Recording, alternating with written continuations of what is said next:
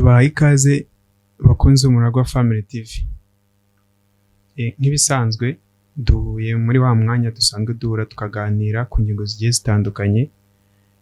Tukaba tugiye kuganira muri bwa buryo twari tumaze iminsi dukoresha bwo kubaza ibibazo hanyuma umutumirwa akadusubiza. Kuko mubibona rero imbere ya kamera turi kumwe n'umutumirwa musanzwe mumumenyereye kuri uyu muyoboro w'Umuragwa Family TV. Twatangira tumuha ikaze. Murakoze cyane.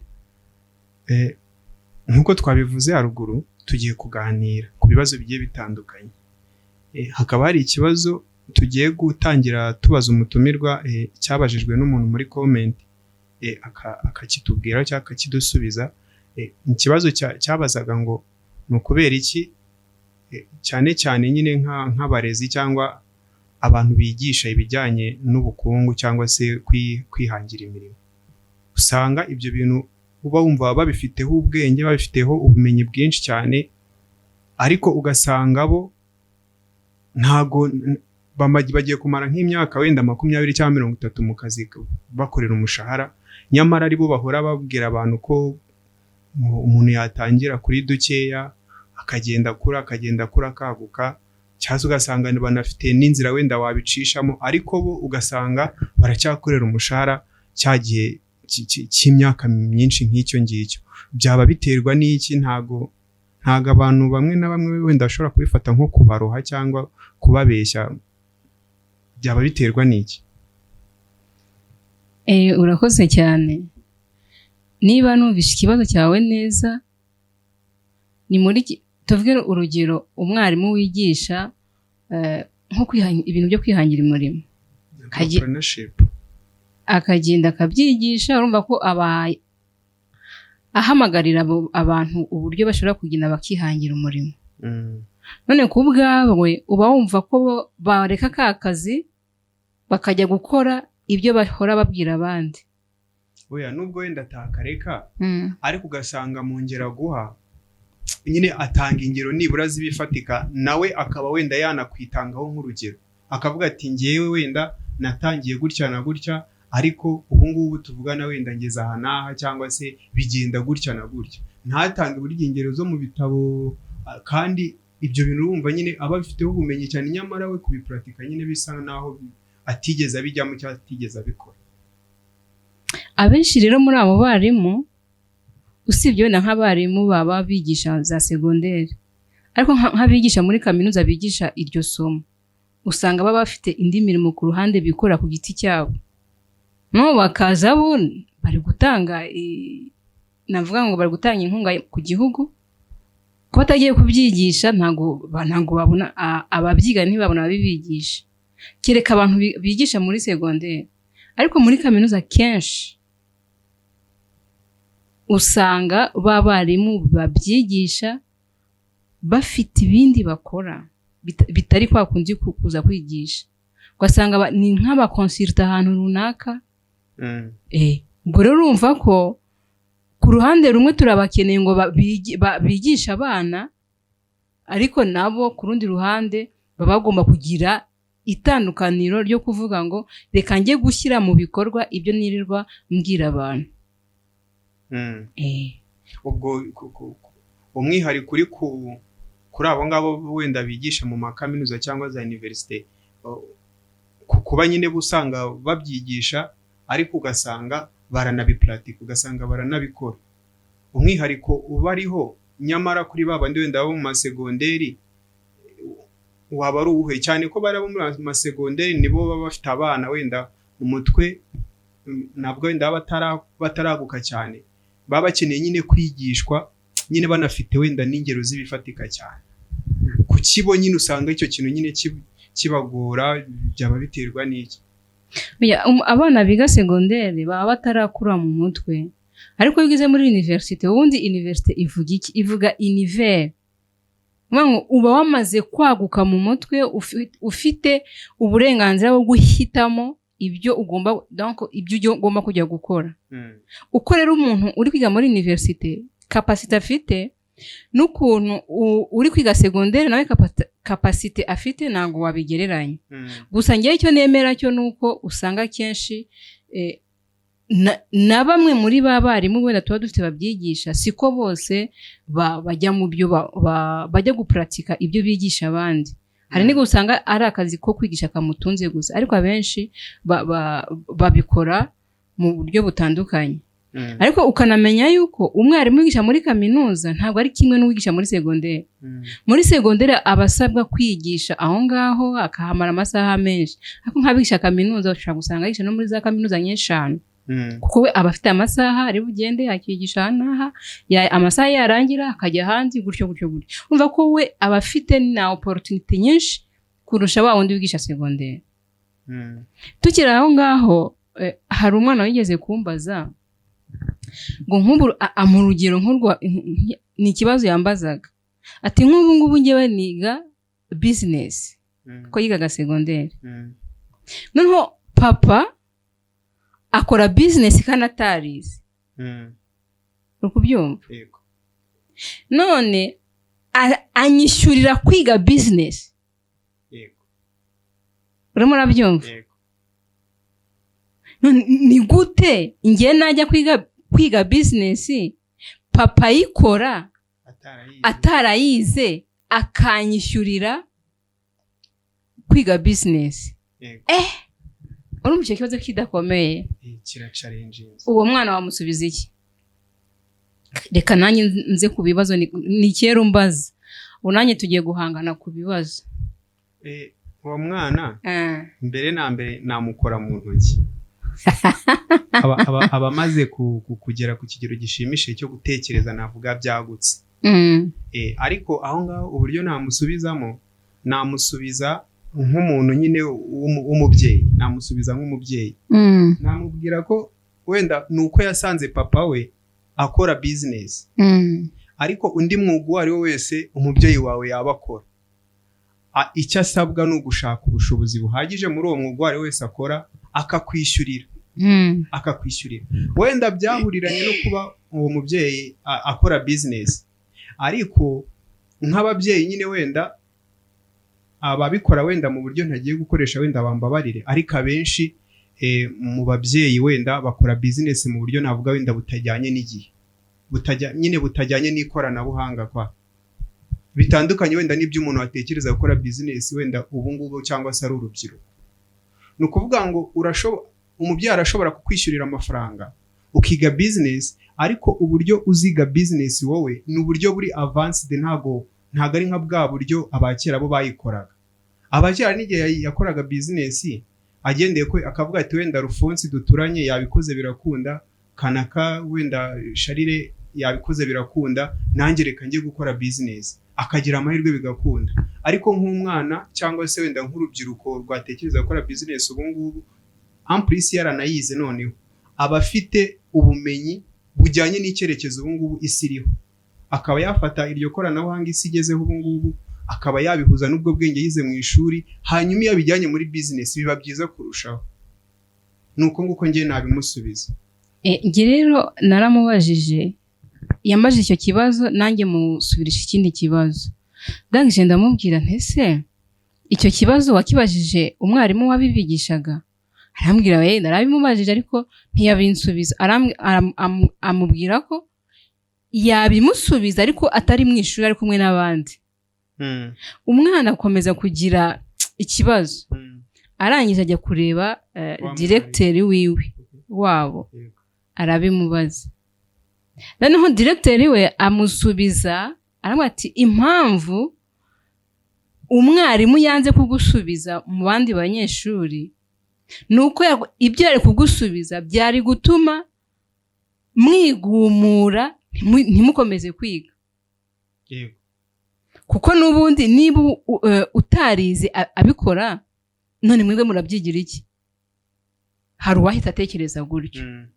Ariko noneho umwarimu nako directeur we amusubizanya ubwenge bwinshi, aramubwira ati rero kugira ngo ujye muri business ni ugufata risk. Kandi abantu benshi batize, nubwo hari n'abize badakunda gufata risk, bo ni abambere badakunda gufata risk, batinya gufata risk. Noneho aramubwira ati wowe genda ubanze wige, nurangiza kwiga uzagaruke umbaze icyo kibazo. Ndangije namwe nsi warasubijwe atoya. Numva ibintu birankomeranye. Uyu mwana se noneho ni iki ndi bumubwire ku buryo yumva ko agomba kwiga atari gutekereza bene ibyo bintu. None ndangije ndamubwira nti rero ni impamvu ugomba kwiga business ni ukugira ngo uzayikore kurusha papa wawe, kuko we ayikora atarize. None urabona niba papa wawe abasha gukora ibyo atigiye akabikora neza, ngaho tekereza wowe uri kubikora kandi waranabyize. Nambwira urasubijwe? Yego. None nawe urasubijwe? Nanjye navuga ngo yego. Okay, ngaho komeza. Ariko aho ngaho mise nkuramo ikibazo. Abaye nka data. Kuri uwo muntu uba urimo arigisha wenda business cyangwa se arigisha amasomo ajyanye no kwihangira imirimo. Haramutse habonetse ubuhamya wenda butari bwiza kuri we, wenda bwo kuba yarigeze nko gukora business ahantu runaka cyangwa se mu gihe runaka business ikanga kubera impamvu wenda zigiye zitandukanye, ariko ntituvuge wenda ku mpamvu ya accident, wenda ngo umuriro waraje urabitwika cyangwa iki, nyine agakora business bikanga, nyamara ni umwarimu wigisha ibijyanye no kwihangira umurimo ahantu. Uwo muntu ntabwo ashobora gutangira gushidikanywaho kubera ko wenda abantu bashobora kumubona muri image yo kuvuga ngo uyu muntu ibintu yigisha ntabwo tuzi neza n'ibintu yigisha, koko nawe abizi neza ko pratique yabyishoboka, kuko aho yabigeragereje nawe byaranze. Ntabwo abantu bashobora gutangira gushidikanya kuri kw'ibyo bintu wenda aba yigisha mu bijyanye no kwihangira imirimo. Oya, ntabwo kwihangira umurimo bivuze ko ibyo uri bugende gukora byose uzabitsinda, kuko erega niyo utsinzwe n'irindi somo uba wize. Urumva? Ni ukuvuga rero ashobora gukora projet yiwe, muri we akumva ko igomba kuba reisi, ariko iyo ugiye gukora projet uteganya ibintu bibiri, nshobora kuzatsinda cyangwa ngatsindwa, ariko ibyo byose, ibyo bintu bibiri iyo bibaye biguha amasomo. Isomo rero ufatira mu kuba ibyo washakaga gukora bitaragenze neza, ni hahandi usubira inyuma bati byagenze gute, niki cyabiteye kugira ngo ibi bintu nayo ngiye gukora byange kandi nabonaga bigomba gukunda. Ushobora gukora ibyo byose ugakora projet zawe ukaba ufite n'amafaranga, ariko noneho warangiza wajya kubishyira muri pratique ugasanga hajemo akandi kantu utari warateganije. Urumva? Noneho dufate reka ngo he nk'urugero rworoshye cyane urahita ubyumva. Urabona mu 2020 urabona nk'abantu bari bafite projet bavuga ngo bazashyira muri pratique muri 2020 wenda nko mu kwezi kwa 4, sibyo? Icyo gihe abona bimeze neza nta kibazo. Tugeze mu kwa 3 corona ihitiza. Nese uwo muntu weshuwe wavuga ngo niwe byaturutseho? Hari ibintu biza bigatuma wa mushinga wawe udashyirwa mu bikorwa, wowe ubwawe nta ruhari na ruke ubifiteho. Urakoze cyane, urakoze. Ubwo aho ngaho nyine ubuhuye n'impamvu wenda nakwita itunguranye mu buryo bwo gushyira mu bikorwa umushinga wawe, ishobora kuguhombya nyamara utarigeze ubitekerezaho. Ariko hari n'impamvu ishobora kunguka ikirenga utanabitekereje. Ni ibintu bibiri bishobora kuza bitunguranye, soit kimwe kikaba negative cyangwa ikindi kikaba positive. Okay. Reka wenda nkubaza ikibazo ngendeye kuri icyo ngicyo, ariko ndibanda ku wihangane ko ndibwibande kuri negative. Kubera iki se wibanda kuri negative? Wenda na positive kubera ko ari ibisubizo wenda cyo twaza kukirebaho nyuma. Hari ukuntu umuntu yari gukora business nk'uko nguko, hari igihe njya numva bavuga ngo iyo umuntu ari gukora business cyangwa arimo aratangira business, hari etape nyine ageraho akabona ibintu ntago birimo biragenda nk'uko yabishakaga. wenda swati biri kuzamuka cyangwa se biri kumanuka, ariko igihe umuntu none ageze kuri ya etape abona bitangiye kumanuka kandi atarabitekerezaga, ahantu wenda umuntu ashobora gutekereza gukura nk'inama zamufasha, hari igihe ashobora kwiyambaza nk'abacuruzi bagenzi biwe cyangwa se abamutanze muri iyo business arimo gukora. Njye nagira nkubaze, hari ukuntu uwo muntu ashobora kwifashisha wenda iri koranabuhanga dufite cyangwa se izi mbuga nkoranyambaga dufite, icyo kintu kikaba izo mbuga nkoranyambaga cyangwa se iryo koranabuhanga rikaba ryamutabara ageze kuri iyo etape yo kugwa? Byaterwa n'uburyo wenda ariko nabiri kumanukamo. Niba urugero ariko wenda nta bakiriya afite bakiri kuza gufata bya bintu wenda yatangaga, ashobora kwifashisha izi mbuga nkoranyambaga wenda yamamaza, yego, bigatuma noneho abona abandi bakiriya bashyashya, bakaba bahita baza bakamukura muri cya gihombo yari agiye kujyamo. Byaterwa n'ibintu akora. Kuko iri koranabuhanga icyo ridufasha ni ukugira ngo dusakaze ibyo dukora bigere kure. Yego. Hari nabo ujya kubona ukabona wenda yakoreraga nk'ahantu, aho hantu wenda habaye impamvu wenda yo kuhakora nk'umuhanda n'urugero, ugasanga arimutse, noneho yahindura nka lokasiyo y'aho yakoreraga, nyine ntuze business yiwe ugasanga itangiye gusubira inyuma. Ariko aho ngaho itangiye gusubira inyuma nk'aho ngaho nk'uwo muntu nyine wenda ku kijyanye n'icyo ngicyo cy'ikoranabuhanga cyangwa se izi mbuga nkoranyambaga, byamusevinga gute? Umuntu byamufasha gute? Byamufasha ko yashyiraho abantu bamwamamariza. Ni ukuvuga ngo niba yakorera ku Gisimenti n'urugero, uri kwamamaza akavuga ko ibyakorerwa ku Gisimenti byagiye i Kanombe, hatari icyo byamumarira. Abantu ibyo bintu bijya bikunda kubaho, ako kantu nabo bazakarebeho. Ikindi kibazo muri iki gihe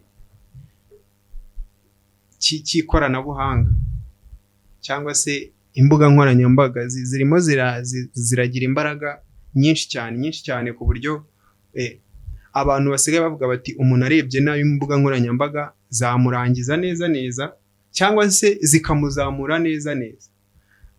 Nk'urubyiruko turi buze gukoresha izi mbuga nkoranyambaga cyangwa iri koranabuhanga mu kurishakiraho ayo mahirwe cyangwa se iyo opportunity yadufasha nyine kwiteza imbere, kuko uba ubona ko akenshi nta bushakashatsi bwimbitse nabikora, ariko umubare munini w'urubyiruko rujya ku mbuga nkoranyambaga rushinjwa ko ruba rugiye nyine kuhatakariza akanya, baba bagiye gupfa ubusa. So ni gute noneho urubyiruko twakwitwara igihe tugeze kuri izo mbuga nkoranyambaga cyangwa se kuri iryo koranabuhanga, ariko mu buryo bwo kuhashakira amahirwe cyangwa se opportunity nyine yo kwiteza imbere cyangwa kwakura ibyo dukora byatubyarira inyungu? Icyo navuga ko uko urubyiruko rwakwitwara rwitwara neza. Cya mbere ugomba kumenya, ese ni iki kinjyanye ku mbuga nkoranyambaga? Ese kuba mpagiye bizanyungura iki? Yego. Urumva? Ni ukuvuga ngo niba utazi icyo ugiye gukora ntuzamenya n'icyo uzasaruramo.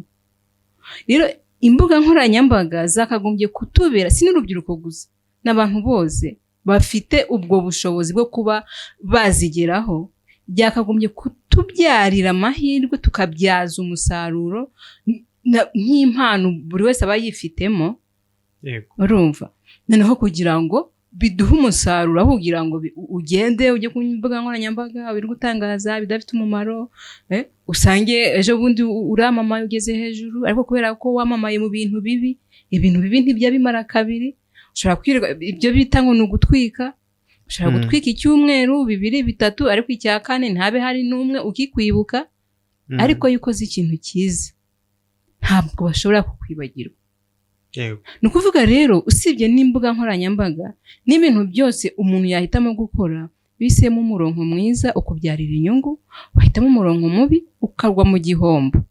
Gusa izi mbuga nkoranyambaga zo zifitiye abantu benshi akamaro ku bantu bazi kuzikoresha. Yego. ubwo rero urubyiruko ndetse n'abandi bose nibabyaza umusaruro ayo mahirwe twagize kuba dufite iryo koranabuhanga, kuko hari ibihugu byinshi bitagize ute bidafite ayo mahirwe. Hari inkuru mperutse gusoma, uriya perezida w'u Burundi uriya Ndayishimiye Evariste, we yatangaga urugero ari kubwira abarundi ngo bajye bareka kwirwa kuri telefone ngo bandikirana ngo sheri shushu ngo wariye ngo umeze ute, ngo ahubwo ngo bige. Ngo we avuga ko abangamiwe nuko donc internet wabo ngo igenda nk'akanyamasyo, ariko ari gutanga ubuhamya bw'uko ngo mbere yuko aryama ngo abanza ngo yafata ngo telefone, ngo amaze kwiga ibintu byinshi. Ibyo byose abyiga kubera iki? Kubera rya koranabuhanga.